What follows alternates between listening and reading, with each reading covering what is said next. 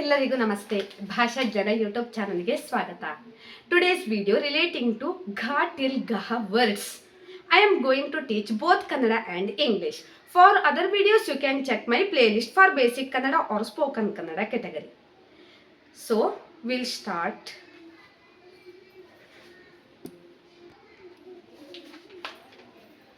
Grade 2nd related ICSE or CBSE. Today's character Gha till Gaha words. Some important words. Ghama ghama. Ghama ghama means very good smell. Okay, ghama ghama means good smell. What is this?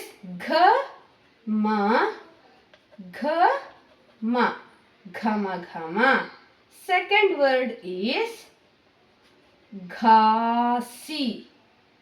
Ghasi means like some hurt, like hurt. Ghasi. Ghasi. Third one, gheelu. Gheelidu, like gheelu. Obsession. Next, fourth one, ghora. Ghora. Ghora. Ghora means like horrid. HORRID. Horrid. Fifth one,